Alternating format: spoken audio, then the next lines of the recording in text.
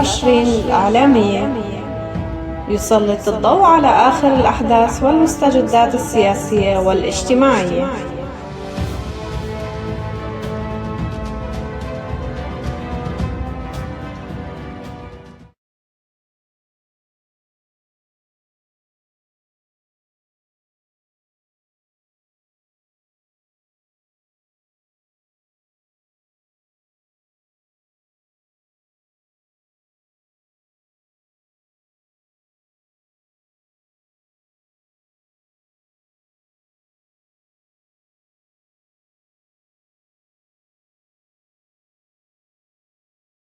مصطفى عبدي، أهلا وسهلا بكم إلى حلقة برنامج نقد الحر. أهلا بك.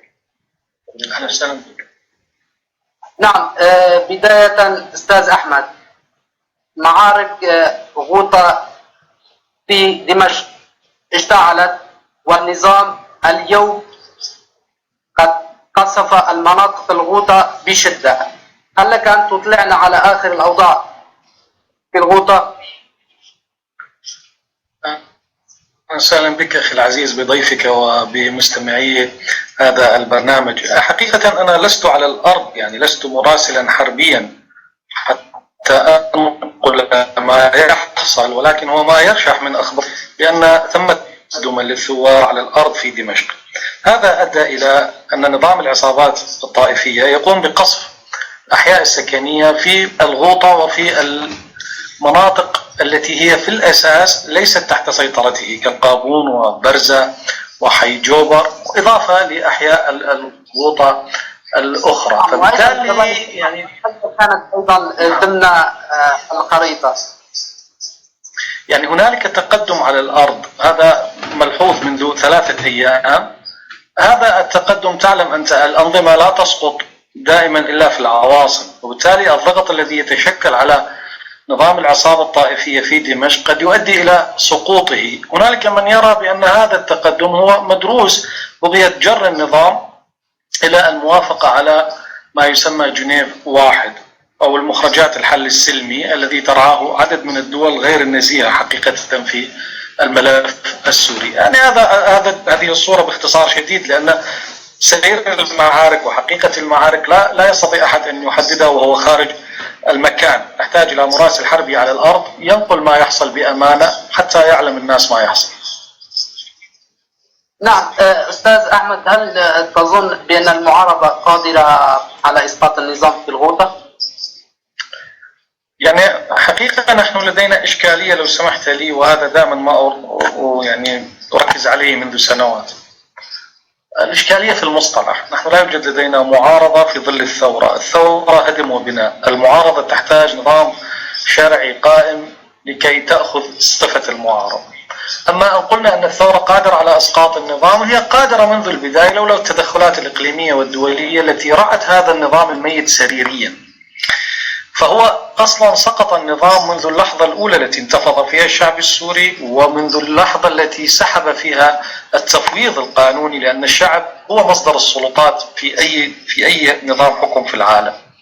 فبالتالي هذا النظام قد سقط شرعيا. لكن من حيث السقوط الحقيقي له، يعني أشك بأن هذه المعركة تسقط النظام. لماذا؟ لأن ثمة تحالفات لهذا النظام على الأرض، وأنت لا تقاتل جيش العصابة الأسدية بحد ذاته لتقول بأن إمكانية الحسم العسكري واردة، ولكن يمكن التأثير عليه بشكل كبير. هل يتحول هذا التأثير إلى سقوط؟ في حالة واحدة، إذا ما التحمت الجبهات جميعا في كل البلاد بشكل كامل، باستثناء الجبهات التي سنأتي عليها التي هي أصلا من إفرازات النظام. تلتهب هذه الجبهات، تؤدي إلى تشتيت قوة النظام ومن معه، فيسقط النظام تلقائيا. هنا القوى المحتلة على الأرض وهي روسيا وإيران، وهي دول تحتل سوريا في القانون الدولي، ولا سيما روسيا ستسارع إلى محاولة عقد صفقة مع الثوار بتسليم سوريا أو الانتقال إلى مرحلة أخرى. أنت أمام فرصة ذهبية. إذا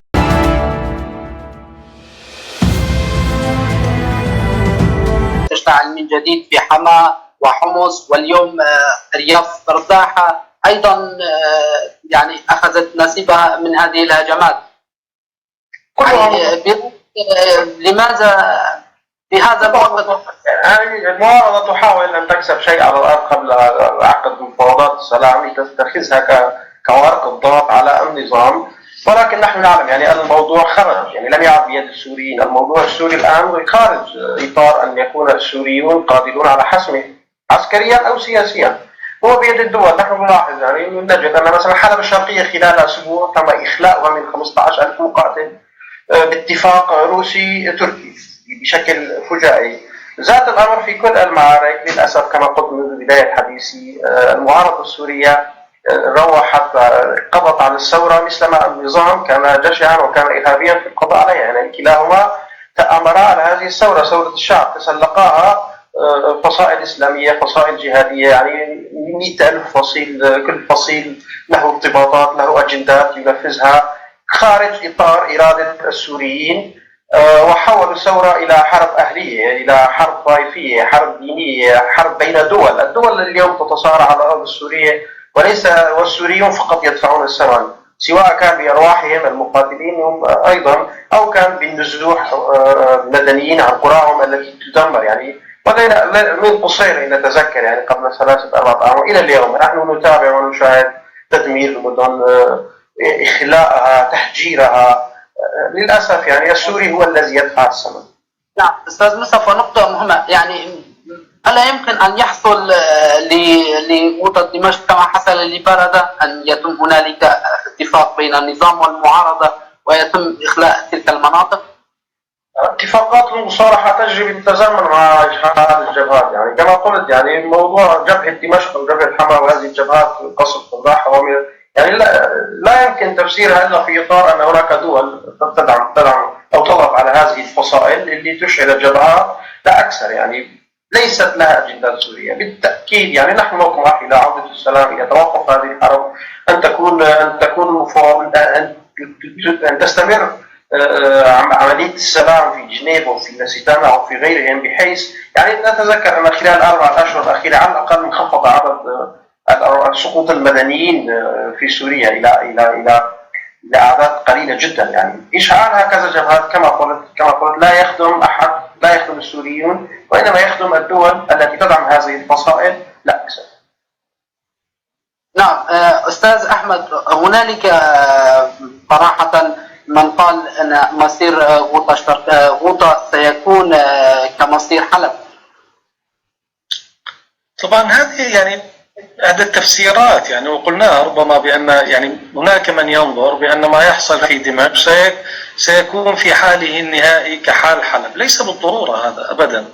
لماذا لا يكون العكس؟ لماذا لا يكون الاندفاع في دمشق يعيد الأمور إلى نصابها الطبيعي ويغير الحال على الأرض؟ أولا أخي العزيز، نحن لا يوجد لدينا أزمة، لا يوجد لدينا حرب أهلية، ولا يوجد لدينا حرب طائفية. لدينا مشكلة في تحديد المصطلح ده. في كل قضية يجب أن نضع المصطلح أولا ثم ننطلق من خلاله. يعني حين نتحدث عن ما يحصل الآن في سوريا، هنالك شيء اسمه بعد سقوط هذا النظام يعني بشكل دستوري، وهذا تحدثنا عنه وقانوني، هنالك أمر مهم أن هذا النظام تحول إلى نظام عصابة جلبت أكثر من 66 فصيلا شيعيا طائفيا يقتل بالسوريين. أنا هنا حين أتحدث عن السوريين أتحدث عن السوريين ككل، لا أحدد مصطلحات أنا شخصيا لا أعترف بها. السوري لديه هو كل السوريين، هذا واحد. هنا القانون الدولي يضع مجموعة من القواعد، ومنها وعلى رأسها حق المقاومة، حيث هذه دول احتلت سوريا وهؤلاء مرتزقة، والمرتزق في القانون الدولي واجب قتله، يعني لا دية له، وهؤلاء مرتزقة ويجب قتالهم. يعني لم يعد لديك جيش أو نظام، أو هناك قوى محتلة وهناك قوى مرتزقة، فضلا عن القوى التي تصنف قوى إرهابية. هذه يجب على السوريين أن يخوضوا هذه المعركة حتى النهاية. فأنت أمام معركة تحرير سوريا. بالنسبة للحل السياسي، بالقطع نحن نبحث عن خفض مستوى الدم والقتل والحفاظ على الأرواح، وهذه العبارات الجميلة صحيح، من يرفض هذا؟ لكن في مقابل هل هو النظام الذي يقتل يوميا فقط في الزنازين. يا أخي انظر في الزنازين ماذا يفعل، القتل تحت التعذيب.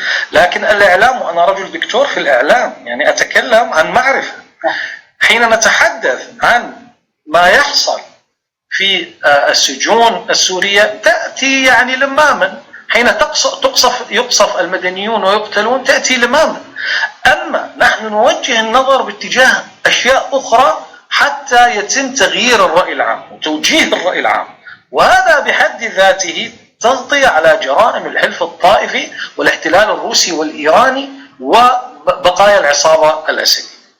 فبالتالي حين نتحدث عن تقدم في الغوطة، اسمح لي في دمشق من قبل الغوطة، ليس بالضرورة أن تنتهي إلى ما انتهت إليه حلب، ليس بالضرورة، لكنها واردة. يعني هنالك أنت لست أمام لعبة أتاري تغيرها كيف تشاء، هنالك قتال على الأرض، والقتال دائما يحدده أهله على الأرض. نعم. يعني سؤال أيضا، لماذا كل المفاوضات بشأن العسكرة في سوريا تفشل؟ يعني بشأن العسكرة السؤال غير واضح. كيف يعني المفاوضات بشأن العسكرة تفشل؟ رأينا مفاوضات أستانا قبل أيام حول وقف إطلاق النار في سوريا. لإخماد هذه. نعم، تقصد وقف إطلاق النار. يعني وقف إطلاق النار هو أولا المفاوضات في العلم السياسي تعني بأن ثمة اتفاقا بين فئتين متنازعتين تنتهي إلى حوار تفضي إلى حل سلمي. هذا التعريف يعني باختصار شديد للمفاوضات. لكن أنت لست أمام قوتين متصارعتين، هنالك قوة حقيقية هي قوة الشعب الذي يطلب الحرية والعدالة والدولة المدنية، وسمي ما تريد كل هذه التسميات، هذا حق من حقوق الشعب. وهنالك عصابة ترفض ذلك، متسلحة بواقع جيوسياسي صعب جدا، متحالفة مع عدة أطراف، حامية للحدود الجنوبية مع إسرائيل. هنالك تحالفات خطيرة أدت إلى أن يبقى هذا النظام أو ما يسمى النظام. فبالتالي أنت أمام مشهد معقد. لماذا نفشل في ما يسمى وقف إطلاق النار؟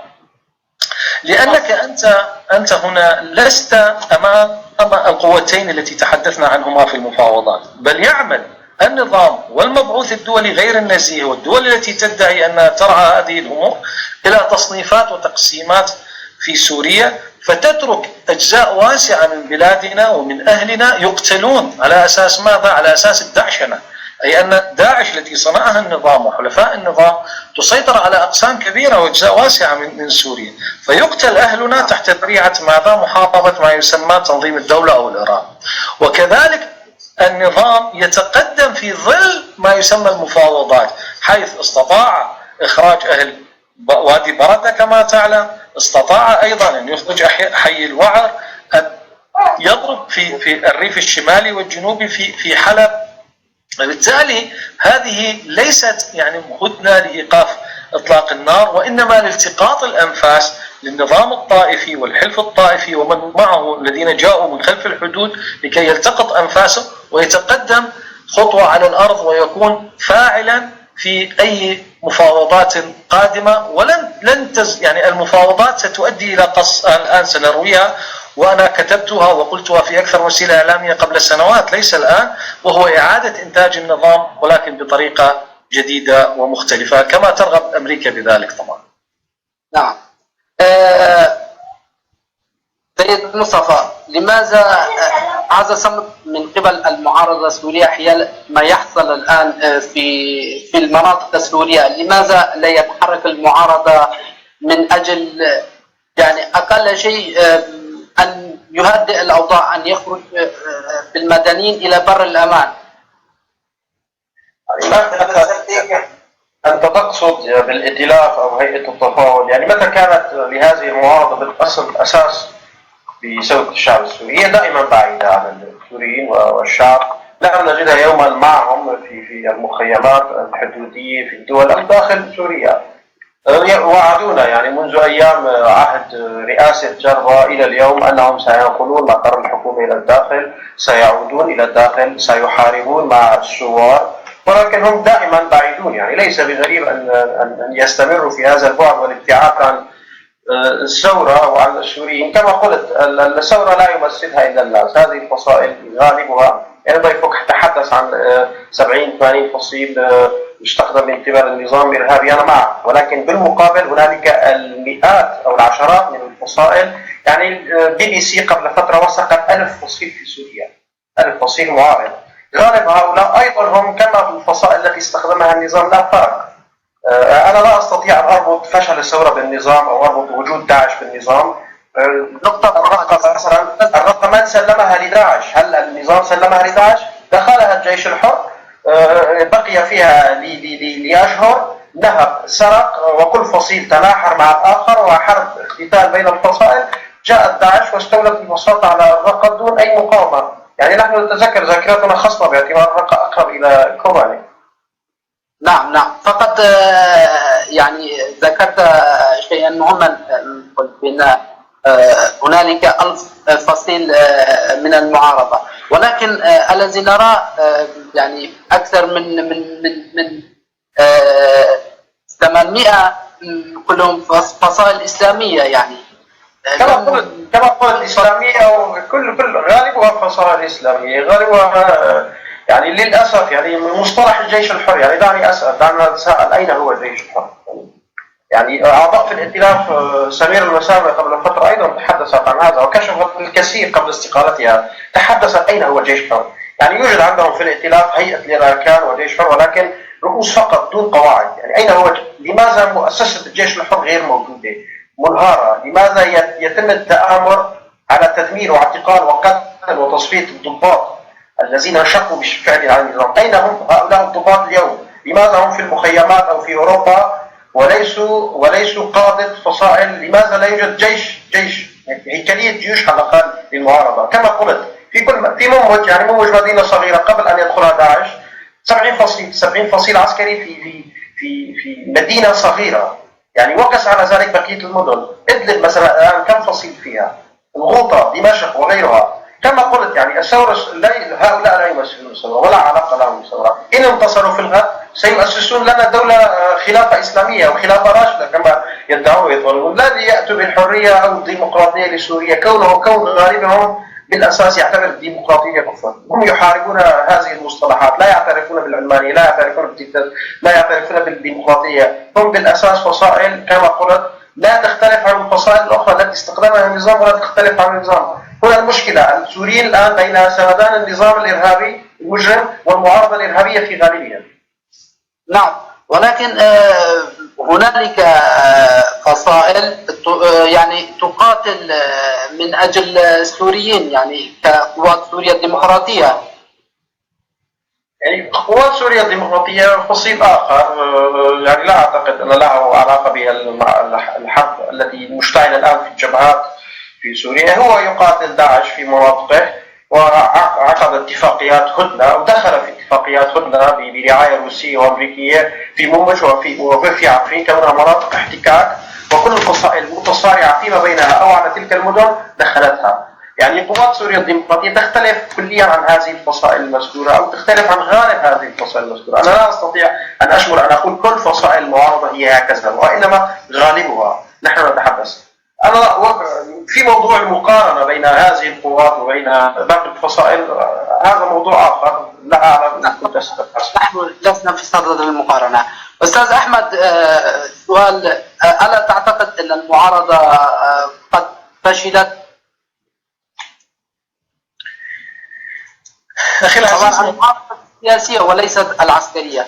أخي العزيز، المعارضة السياسية، ما يطلق عليه المعارضة السياسية، هي معارضة مفروضة علينا من الخارج. يعني هنالك أجهزة أمنية إقليمية ودولية قامت باختيار هذه العناصر، فبالتالي هذه لا تمثل الثورة السورية سواء بكل الكيانات التي ظهرت.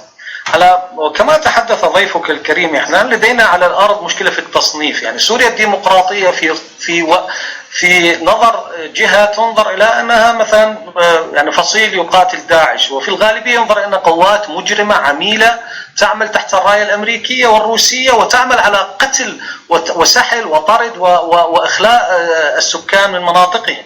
إذا أنت لديك مشكلة أيضا أمام هذا الفهم. مشكلة أخرى، حين نتحدث مثلا عن 1000 فصيل صحيح، لكن طبعا كلمة حق، نحن أبناء الإعلام وأبناء التخصص أيضا.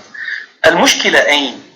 المشكلة في التسميات، لكن حين تنظر إلى المسارب تجدها واحدة باختلاف بعضها.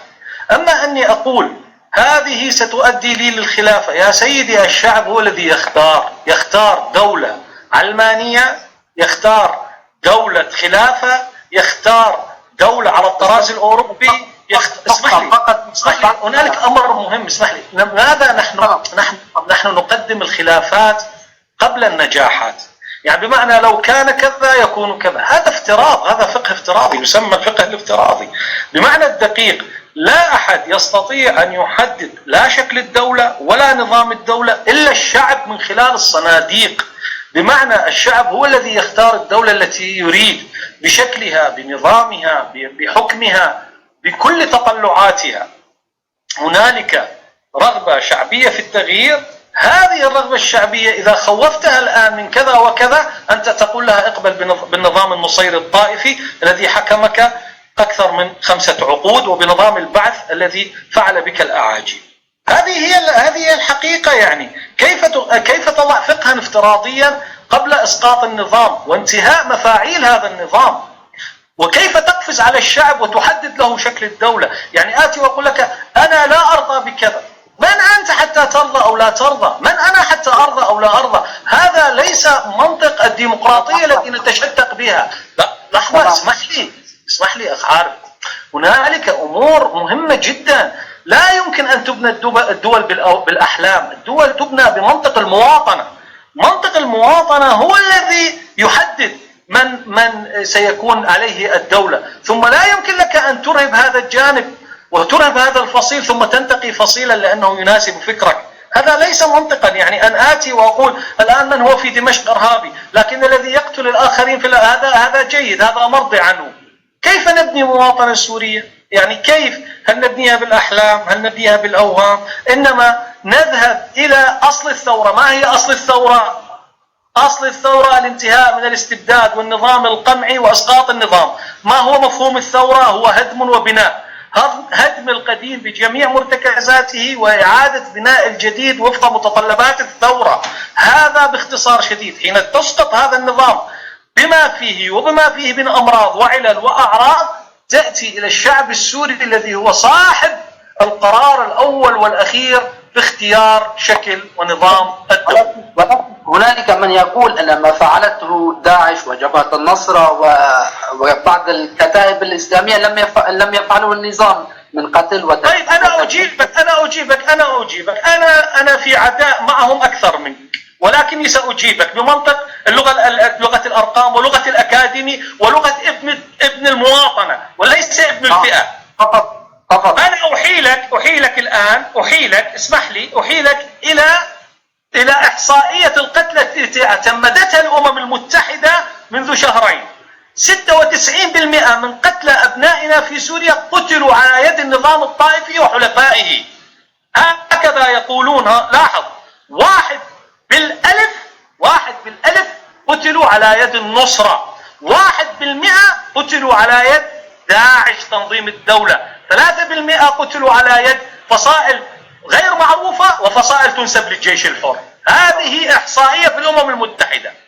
فإذا يجب أن أضع الأمور في نصابها. حين أقول هنالك 13,000 قتلوا، هذه فقط مسربة في سجون النظام الطائفي. آلاف قتلوا، آلاف. البارحة فقط في الرقة كم قتل في إدلب في القصف الأمريكي؟ اليوم كم قتل في القصف الأمريكي في الطبقة؟ كم قتل في القصف الأمريكي على المسجد في حلب؟ يعني الدم السوري واحد. أنا لدي الدم السوري من القامشلي حتى اللاذقية لا يختلف نهائيا، وواحد عندي واحد، وقاتله ملعون كائنا من يكون. نعم. لكني لا أصنف الدماء.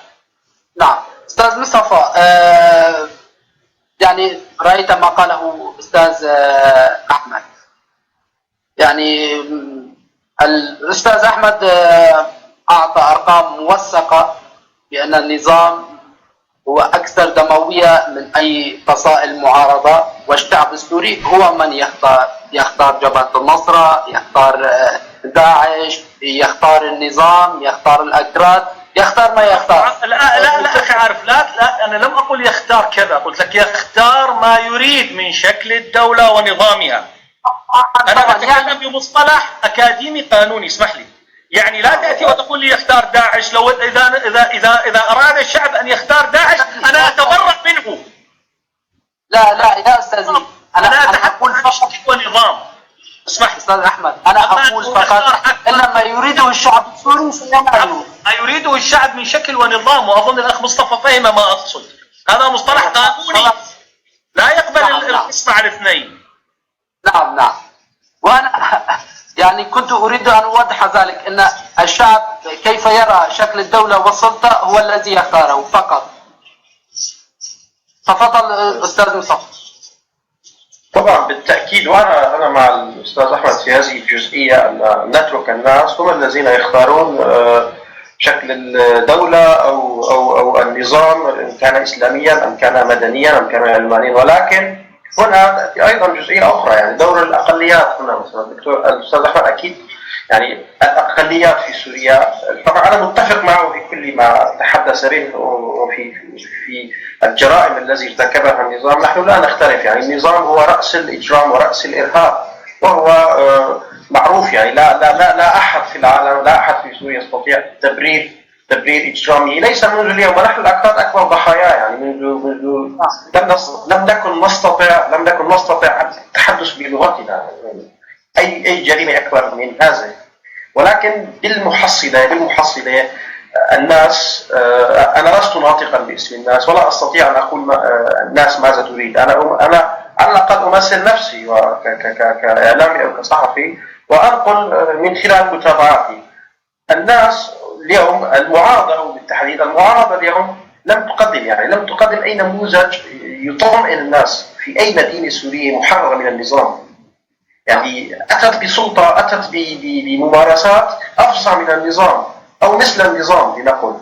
يعني صادرت الحريات، اعتقلت. يعني تصور جريدة كتبت مقال فيها كلمتان أو 3 كلمات تم إغلاقها، وخرجت مظاهرات للقصاص من هؤلاء الصحفيين لأنهم كتبوا، لأن الجريدة قبلت نشر مقال لكاتب، علما أن الجريدة اعتزلت. يعني للأسف هذا النموذج منتشر في غالب أو في الكثير من المدن التي سيطرت عليها المعارضة. لم تستطع هذه المعارضة أن تطمئن الناس إلى مستقبلهم، إلى حياتهم. لم تستطع تقديم الخدمات في الحد الأدنى. حاربتهم حتى في لقمة عيشهم. صادرت ما يصلهم من مواد إغاثية وتحكم فيها في التحكم بالناس. هنا المشكلة الأساسية.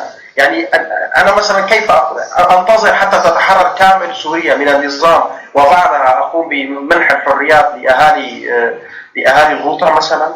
يعني هنا يأتي الدور الأكبر على المعارضة التي فشلت في إدارة ولو مدينة واحدة محررة من النظام، والنظام تغلب عليهم. طبعا أنا لا أستطيع أن أتجاهل القصف والدمار والإرهاب والذي يمارسه النظام، ولكن كان من المهم للمعارضة السورية بشقيها العسكري والسياسي أن تحاول أن تكون مع الناس وماذا يريد الناس، لا أن تفرض عليهم لأعطيك مثال صغير جدا. يعني جرابلس قريبة على كوبري، ونحن نعرف هذه المدينة بشكل جيد.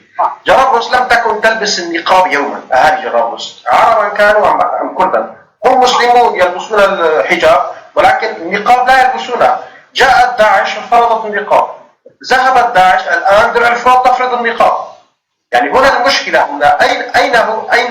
أين هي هذه الفصائل مما يريده الناس؟ كل فصيل له خطة، له استراتيجية يريد فرضها على الناس.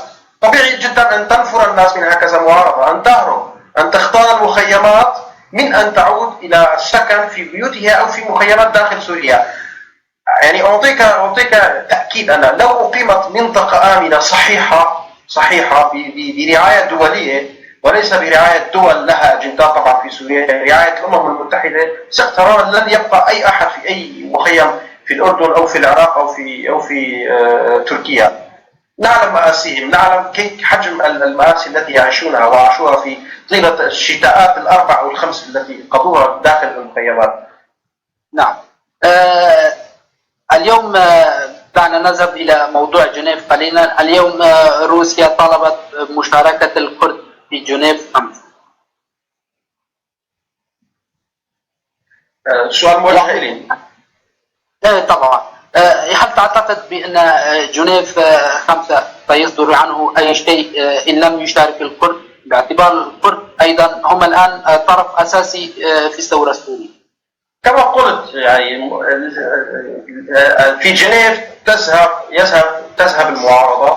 طبعا جزء من المعارضة منصات، الآن أصبح لدينا 4-5 منصات غير متفقة مفتتة تتحارب فيما بينها، كل منصة لها خطة لها مشروع، بعضها مرتبط مع النظام ويذهب النظام الموحد. بالتأكيد الحضور السياسي في جنيف للنظام أقوى من المعارضة.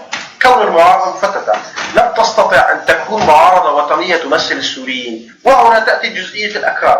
المعارضة مثلا ترفض حضور الأكراد، تتحسس من مناقشة القضية الكردية، علما أن إحدى القضايا المهمة في سوريا والتي تستوجب التأكيد على مناقشتها. لماذا ترفض؟ لأن تركيا تضع الفيتو على مشاركة PYD أو مشاركة قوات سوريا الديمقراطية. لماذا تركيا ترفض؟ لأن تركيا لها علاقات عداء مع هذه الوحدات. تركيا قبل 2 كانت في عملية سلام مع حزب العمال الكردستاني، كانت تدعم هذه القوات، أو على الأقل كانت تستقبل قياداتهم، تحاورهم، وفتحت حدودها أمام البيشمركة لدخول كوباني. واليوم هي باعتبار أن لها عداء أو خلافات مع أحد الأحزاب الكردية الرئيسية تقوم بوضع فيتو على مشاركة حزب كردي رئيسي في سوريا، وبالتالي تعصلج أو تؤخر أو تفشل. يعني لا أحد يستطيع أن يهمش حزبا يسيطر على 20 أو 25%، يسيطر على عشرات من المدن في الشمال السوري. يعني لا أحد يستطيع أن يهمش قوات سوريا الديمقراطية. هي قوات سوريا برنامجها واضح، ليس انفصالي وليس عدائي، ولكن لها برنامج واضح ومحدد، وهي قوات عربية وكردية. لكن حينما يتم ذكر أكراد دائما تركيا تضع الفيتو، تقوم باستخدام أكراد كشخصيات ضمن المعارضة بدون برنامج، ونفس الشيء يقوم النظام، ولكن هم يتحسسون ويخافون من مناقشة القضية الكردية ويعتبرونها قضية أو خط أحمر. هذا لأن هناك دول تفرض عليهم ذلك، لا أكثر ولا أقل. نحن نحتاج معارضة وطنية تمثل السوريين، تمثل برنامج الثورة الحقيقي الذي خرج مع هتافات الناس في دمشق وفي درعا وفي كوباني وفي كل المدن السورية، إسقاط النظام وإقامة دولة ديمقراطية وتأكيد الأكراد. لماذا الأكراد يصرون على مطالبهم التي تتمثل بالفيدرالية؟ لأنهم يعتبرونها وحدة. يعني غالب الدول التي ترعى هذه المفاوضات هي دول فيدرالية، ولم يعد هناك أحد يشك أن مستقبل الإدارة في سوريا سيكون فيدرالي. الآن فيدرالية مطبقة، الآن سوريا مقسمة وليست فيدرالية.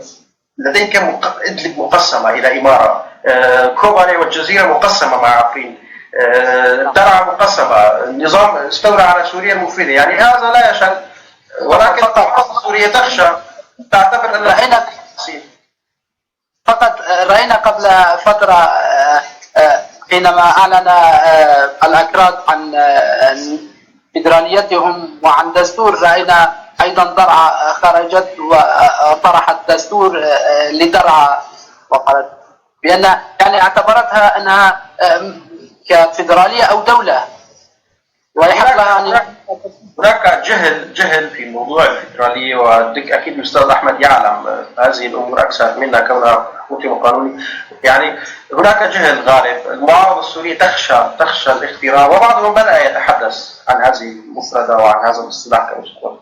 يعني هناك جهل شعبي حول هذا المصطلح. دائما الاسم الكردي مرتبط أنه سيقسم سوريا. طبعا منذ 2004 تتذكر أحداث القامشلي والانتفاضة الكردية في العام 2004. أيضا خرج الآن من هم يعتبرون أنفسهم معارضة، هم ذاتهم الذين خرجوا في وسائل الإعلام وكانوا مسؤولون وقادة في الدولة السورية وحزب البعث، واتهموا الأكراد حينها أيضا بأنهم انفصاليين وسيقسمون سوريا. نفسهم اليوم الآن هم المعارضة، مع المعارضة هم يكررون ذات خطاب النظام. يعني لا فارق تجاه الموقف من الأكراد، لا يختلف موقف النظام من موقف المعارضة. هما مختلفان في كل شيء إلا في الجزئية المتعلقة بحقوق الأكراد، هما متفقان تماما.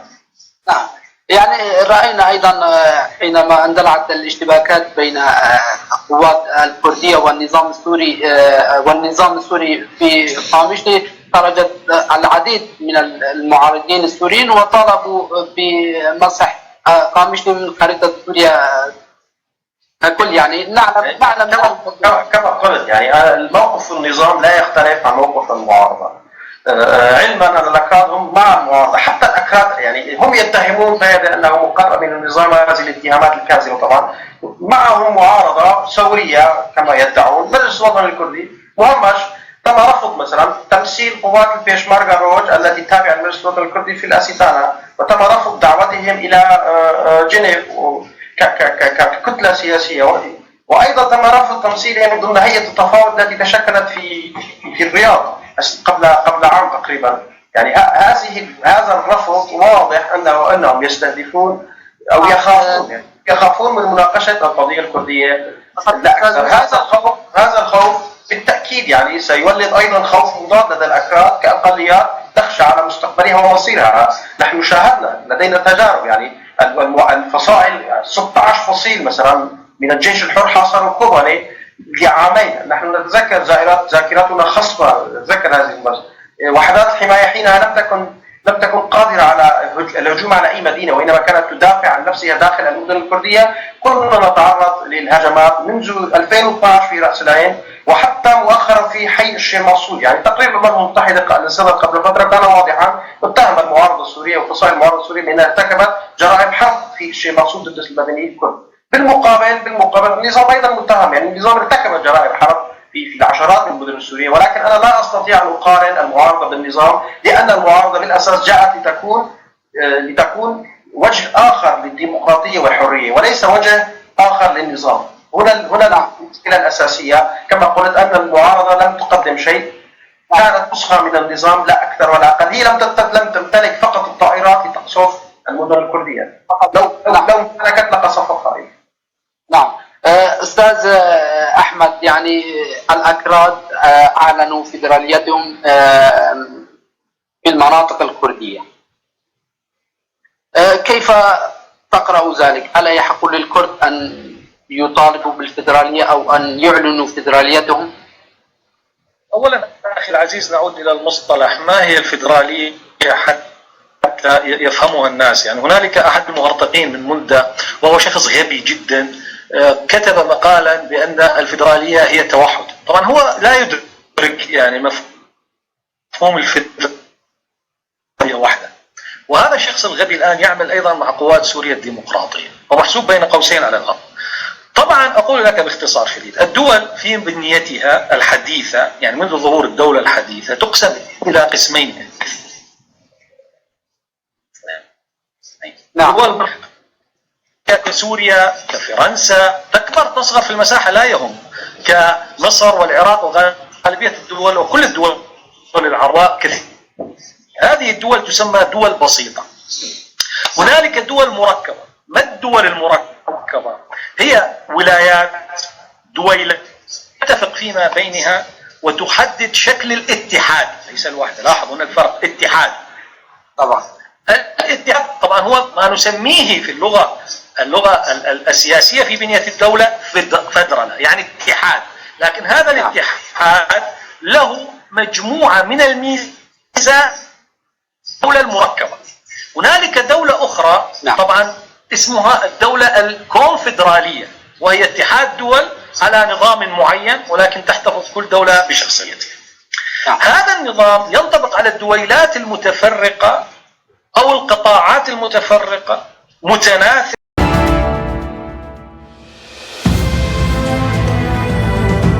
المنطقة. هنا ماذا نقول؟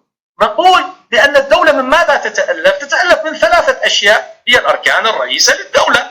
هو الشعب، لا يوجد شعب كردي في سوريا، ولا يوجد شعب عربي في سوريا، ولا يوجد شعب أرمني في سوريا. الآن تأتي إلى الإلزاس واللورين التي هي تحت السلطة الفرنسية وهم ألمان، تقول شعب ألماني في فرنسا سيقتلون بالطائرات الفرنسية، ستحرك عليهم فرنسا الطائرات، لأن الدولة تتكون من شعب واحد. الصينيون كتلة مرعبة في الولايات المتحدة الأمريكية اسمهم الشعب الأمريكي. الآن لو كردستان في العراق قامت دولة، تقوم دولة يعلنها الأكراد دولة، يسمى كل من يقطن في كردستان كردستاني الجنسية، سواء كان عربي أو كان أزيدي أو كان كردي أو كان أرمني، لأن الدول هكذا تأخذ سماتها وصفاتها. لكن تقول لي هل هنالك ظلم على الأكراد؟ أقول لك وما قال بأن ليس هنالك ظلم وعلى البقية؟ نحن لدينا 1,000,000 شهيد الآن قدموا في الثورة السورية. لكن هناك أمر مهم، هي دولة المواطنة. حيث تقول لي تبعد اللغة الكردية، أقول لك هذه جريمة، هذه جريمة. أنا لا أطالب فقط باللغة الكردية في سوريا، بل أطالب باللغة الكردية والتركية اللغات الإسلامية أيضا في سوريا المستقبل. ولماذا تمنع اللغة الكردية؟ هل نحن منعناها أم النظام الطائفي الذي استغل هذا أمر آخر مهم جدا أخي العزيز، وهو ضروري أن ننتقل إلى حالة المواطنة. حالة المواطن ولا يوجد مدن عربية في سوريا، هناك مدن سورية فقط. أنت تحمل الجنسية السورية فقط، لا يوجد مدينة كردية ولا أي شيء. هذه كلها مدن سورية، وهي كلها وقف وحق للشعب السوري بكل فئاته بكل مكوناته. وإذا لم ينطلق الشعب السوري من فكرة المواطنة وإسقاط هذا النظام الطائفي واختيار شكل الدولة ونظام الحكم، وهو لن ينجح أبدا بالمطلق. سنعود إلى أسوأ مما كان عليه النظام. نحن هكذا بهذا الكلام غير المسؤول سنزرع أحفادا إلى أحفادنا، وهذا لا يتسق مع حالة المواطنة أخي العزيز.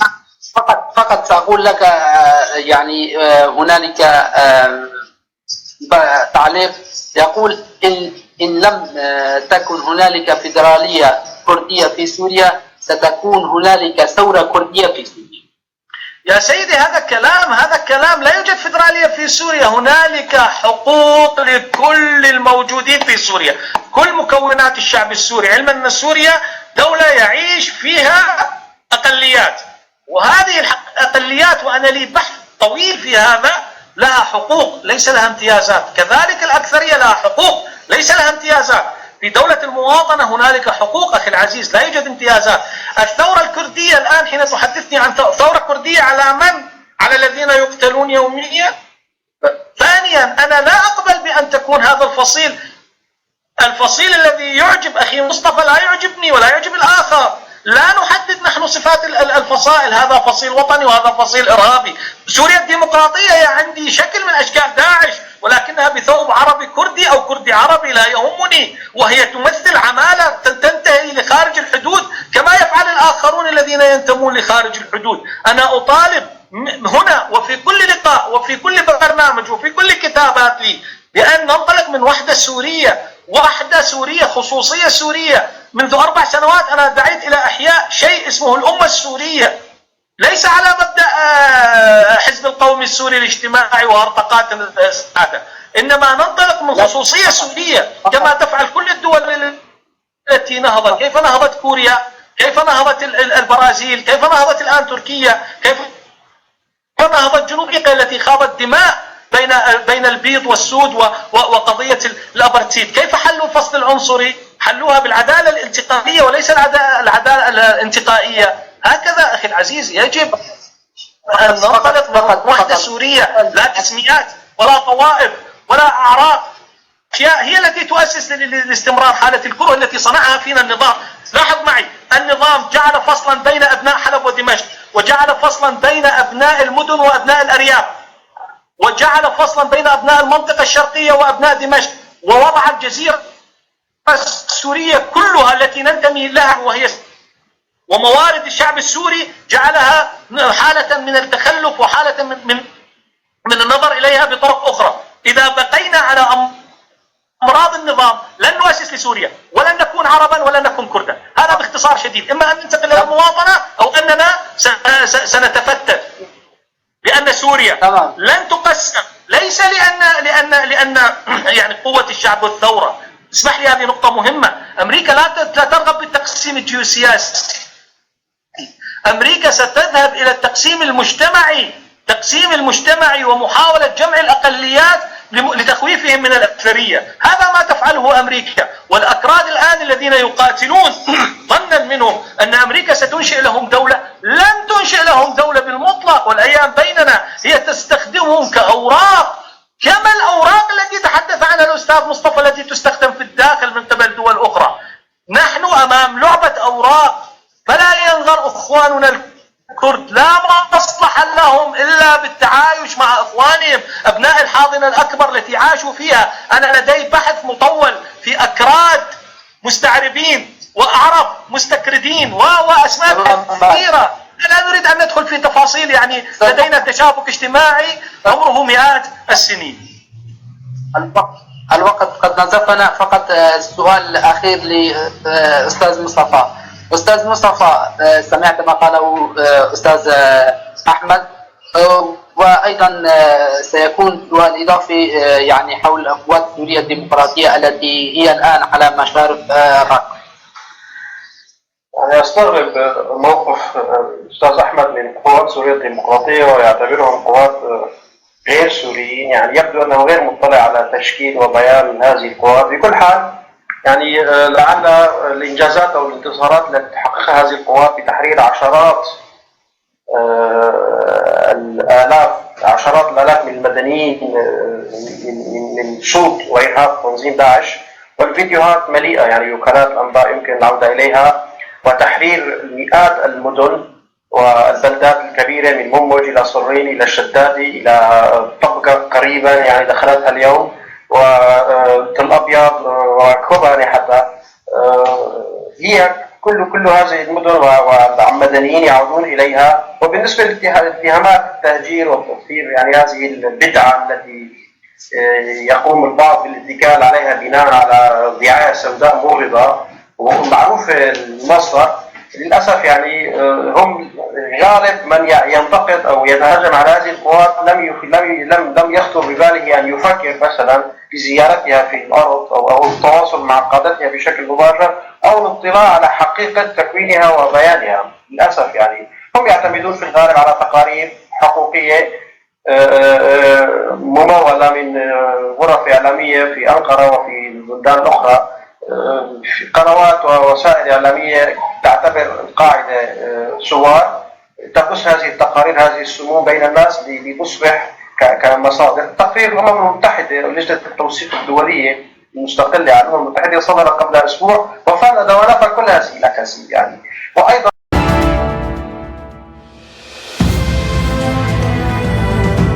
ليمارسوا حياتهم وتساعدهم حتى في مراحل ما بعد التأسيس في الحماية وغيرها. بالتالي وصفها بأنها قوات أجنبية أو قوات غير دقيقة. أما بالنسبة للدعم الأمريكي، يعني أخبرني أي فصيل في سوريا لا يتلقى دعم أمريكي ولا روسي ولا صيني ولا سعودي ولا تركي ولا قطري، كل الفصائل تتلقى دعم. حينما تتلقى قوات الديمقراطية دعم لا تقوم بتدمير المدن، هي تحرر المدن من إرهاب داعش. وهذه القوات الآن هي على مشارف مدينة الرقة، وهي قوات سورية بامتياز، قوات كردية وفيها كردية وعربية ومكونات المدينة، وليس فيها مقاتلين من الصين كالإيغور مثلا الموجودة ضمن درع الفرات أو باقي الفصائل السورية. يعني أنا لا قلت موضوع المقارنة بين القوات غير ممكن، ولكن أنا على الأقل أستطيع أن أعطي ميزة إيجابية لهذه القوات، وأنها على الأرض على الأقل استطاعت حماية المدنيين وتحرير العشرات من المدن. يعني حتى اللحظة حررت أكثر من 18,000 كيلومتر في سوريا، يعني أكثر من 1000 قرية وبلدة حررتها، وغالب القرى باستثناء القرى الموجودة على الجبهة عاد سكانها إليها. يعني يمكن الأستاذ أحمد أن يفكر أو أن يبادر في زيارة هذه المنطقة الكردية، وأستطيع أن أساعده في ذلك ليقوم بإدارة المصادر على الأرض ويتواصل مع هذه القوات بشكل مباشر. مصطفى، بس فقط أيضا سؤال ذكره أستاذ أحمد أن الأكراد هي ورقة بيد الأمريكيين. يعني إذا قلت أن الأكراد هي ورقة بيد الأمريكيين أو الروسيين، يعني هذه المصطلحات للأسف هي التي دمرت سوريا. يعني متى بدأ الأكراد بالتواصل مع الأمريكيين؟ حينما حوصروا لمدة عامين من قبل الجيش الحر، وبعدها جبهة النصرة، ثم داعش. حينما بدأت المعارضة السورية وفصائل الجيش الحر بالهجوم على مدينة رأس العين. يعني الأكراد بالنهاية هم فصيل تعرضوا للهجمات. يعني من الفصائل اليوم لا يتحالف، وفد الموت لا تتحالف مع الأمريكيين، أو فصائل درعا لا تتحالف معهم، أو يعني كما قلت يعني غالب الفصائل الموجودة أو كل الفصائل الموجودة على الأرض تتحالف، لديها تحالفات. ولكن العبرة ليس في مع من أتحالف، وإنما فيما أنا أقوم به على الأرض. هل أنا أمارس الديكتاتورية وأسبح الناس بالمال الأمريكي الذي لم أحصل عليه؟ طبعا الأكراد اليوم يذهبون إلى الرقة. القضاء على الإرهاب هي مسؤولية دولية وليست مسؤولية الأكراد. طبيعي جدا أن يتحالفوا مع الأمريكان ومع الروس ومع أي فصيل يحارب داعش. حتى درع الفرات، حتى تركيا ودرع الفرات هم الذين يرفضون التحالف مع الأكراد للذهاب إلى الرقة. لا أعتقد أن هناك مشكلة مع الأكراد في أن تنضم تركيا إلى الحرب الحقيقية باتجاه الرقة، ولكن تركيا هي من ترفض. بالتالي التحالف طبيعي جدا أن نتحالف مع القوى الإقليمية التي تحارب الإرهاب كون المصالح مشتركة. يعني مع من الذي يستفيد من بقاء آلاف المدنيين في الرقة تحت سلطة داعش، أو من الذي يستفيد من بقاء الرقة تحت حكم داعش؟ واليوم نفذوا عملية إرهابية في إحدى الدول الأوروبية، ويوميا هناك عشرات العمليات الانتحارية والإرهابية في المدن السورية الآمنة، ومنها مدينة الباب مثلا قبل فترة أيضا فجرت فيها سيارات فخرة، ومدينة عزاب ومدينة كوباني والحسكة.